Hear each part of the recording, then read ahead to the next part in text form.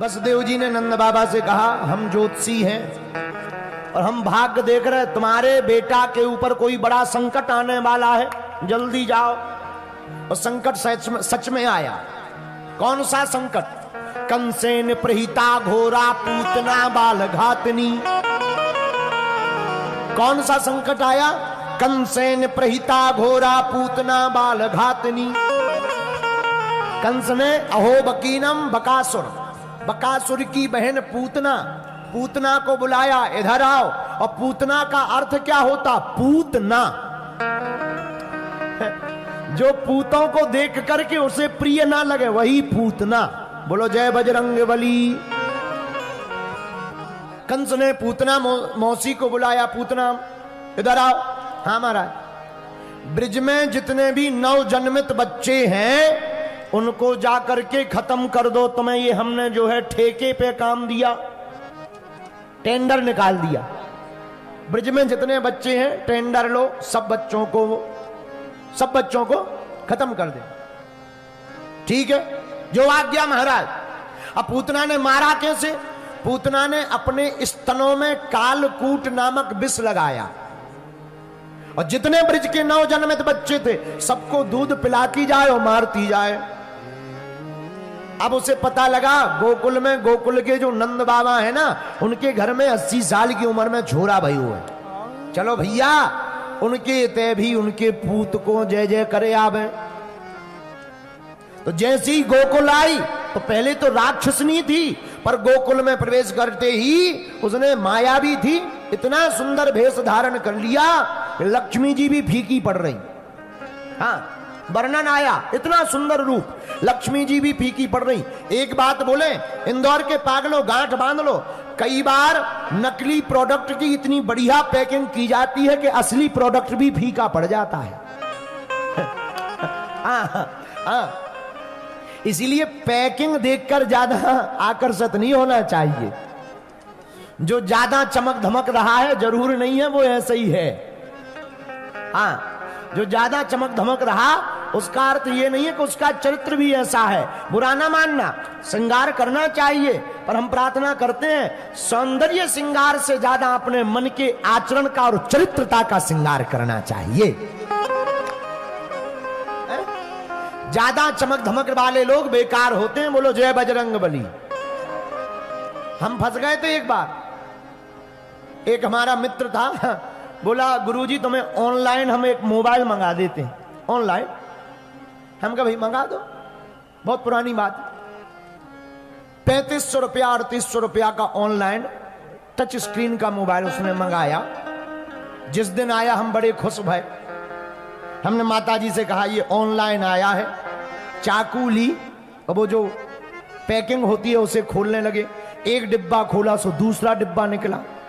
हमने उसे भी खोला, तीसरा डिब्बा। बहुत पुरानी बात है, उस वक्त हमारे पास सिद्धि नहीं थी, इतनी पुरानी बात। चौथा डिब्बा खोला, जब 5वां डिब्बा खोला तब साबुन की बटिया निकली 3500 रुपया में। साबुन की बटिया, वो भी 10 रुपया का साबुन। हम बहुत दिनों तक उस साबुन को रखे रहे। कोई भी आता था घर पे, हमने ट्रे में दिखाते थे, बोले ये क्या है? हम कहा 3500 रुपए का साबुन है। तब उस दिन हमें एक बात समझ में आई, क्या? कि जिसकी पैकिंग बढ़िया हो जरूरी नहीं है वो मटेरियल भी बढ़िया होगा। इसलिए पैकिंग के चक्कर में नहीं फंसना चाहिए। व्यक्ति के चरित्र को देख करके, किसी का चित्र सुंदर हो तब भी उसकी तरफ आकर्षित नहीं होना चाहिए। उसका चरित्र सुंदर है या नहीं यह देख करके ही उसकी तरफ आकर्षित होना चाहिए।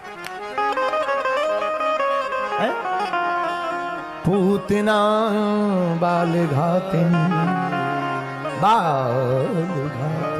बाल घातनी पूतना आई, बढ़िया श्रृंगार किया। देखो बुरा ना मानना, हम ये बात बोल देनी चाहिए। बहुत से लोग श्रृंगार के ऊपर तरह तरह की चर्चाएं करते हैं।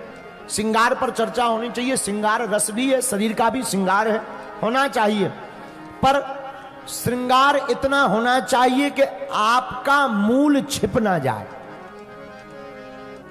श्रृंगार होना चाहिए पर इतना नहीं होना चाहिए कि जो आपकी असलियत है वो छिप जाए। कई लोगों की असलियत छिप जाती है, सिंगार ही भर एकदम पूरा वाइट वाइट दिखता है। बोलो जय हनुमान जी की, जोर से बोलो जय सिया राम, और जोर से बोलो। पर मूल बना, अब आजकल सिंगार का तो ऐसा है, इंदौर की घटना है 4-5 साल पुरानी। हमारी एक यहां चेली रहती थी मुन्नी बाई, चंगीलाल की पत्नी, चंगीलाल की पत्नी मुन्नी बाई यहां रहती थी। तो वो आत्महत्या करने जा रही थी, आत्महत्या, लेकिन आत्महत्या करने के पहले वो ब्यूटी पार्लर में घुस गई। तो हमें बड़ा बुरा लगा। तो जैसे ही वो ब्यूटी पार्लर से बाहर निकली तो हमने कहा एक बात बताओ, तुम जब आत्महत्या करने जा रही तो ब्यूटी पार्लर में क्यों गई? बोले बा अखबार में कल फोटो नहीं छपेगी। हम कहा तो ठीक है फिर, तो ठीक है, तो ठीक है, फिर जाओ, फिर जाना चाहिए। बोलो जय सिया राम। तो पूतना मौसी भी इतना अद्भुत श्रृंगार करके आई, और जैसे ही विबुद्धताम बाल कमारिकाग्रहम,